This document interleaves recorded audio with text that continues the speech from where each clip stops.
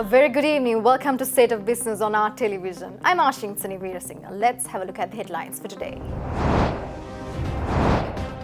Sri Lanka expects $1 million worth business from Japan in the ICT BPM sector. Sri Lanka bombings increase economic and external risks, IMF key, says Fitch Ratings. News in detail. The Sri Lanka ICT BPM delegation who attended the Japan IT Week expects to attract $1 million worth of business by end of 2019. In addition, several local firms are expecting to sign joint ventures with leading Japanese companies in the ICT BPM sector in the near future. With Sri Lankan government's continuous efforts to drive economy through digital adaptation and innovation, the Sri Lanka Export Development Board organized Sri Lankan ICT BPM delegation has successfully concluded the participation at Japan IT Week 2019 from May 8th to 10th. This is the fifth consecutive year that the EDB has organized the country pavilion at Japan IT Week, and more than 25 companies have been able to embark into Japanese market through those missions. Japan IT Week is one of the world's leading ICT BPM focused exhibitions and provides a myriad of opportunities for professionals, vendors, service providers and customers to meet exhibitors from across the world and develop profitable business relationships. International ratings agency Fitch Ratings issuing a statement says that the tragic Easter bombings in Sri Lanka will result in lower economic growth this year and could increase external financing pressures. In its report, the agency states that these pressures will be mitigated by the government's continued adherence to economic policies and targets that have enabled Sri Lanka to get its IMF program back on track.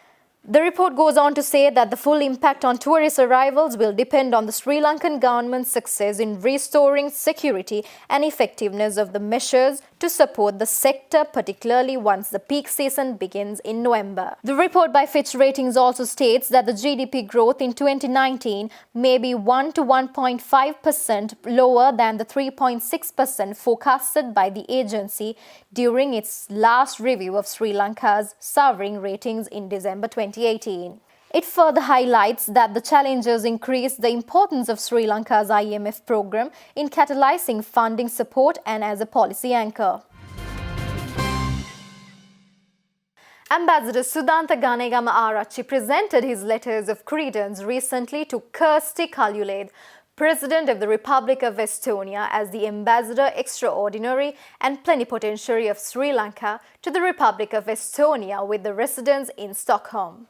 The bilateral meeting between the Estonian President and the Ambassador Ganegama Arachi centered on possibilities of enhancing bilateral cooperation. It was agreed that two countries need to work together to identify areas of possible cooperation, including in the fields of information and communication technology and e-governance. At the meeting with the senior officials of the Estonian Foreign Ministry, Ambassador Ganegama Arachi pointed out the keen interest of Sri Lanka to deepen the relations with Estonia. The Estonian side was also briefed about the current political and economic developments in Sri Lanka. Both sides agreed to consider signing an MOU on political consultations and to exchange high-level visits for further strengthening bilateral relations. Ambassador Ganegama Arachi met Sri Lankan community members at the office of the Honorary Consul of Sri Lanka in Estonia. At the request of the ambassador, they agreed to initiate activities to promote people-to-people contacts between Estonia and Sri Lanka. Over 100 aspiring chartered accountants were awarded certificates on Wednesday after successfully completing 3 unique soft skills programs introduced by the Institute of Chartered Accountants of Sri Lanka for the first time for the benefit of corporate level students.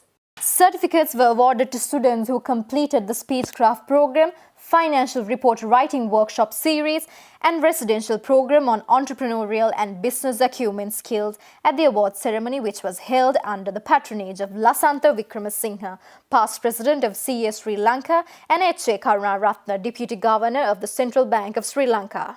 A total of 110 students received certificates for completing the 3 programs which were introduced by the Institute with the aim of harnessing the personal attributes of the students by strengthening their communication, leadership, interpersonal, business and entrepreneurial skills.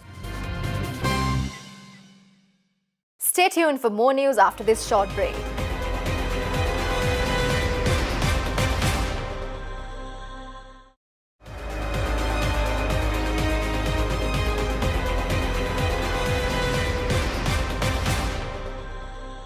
Welcome back after the break.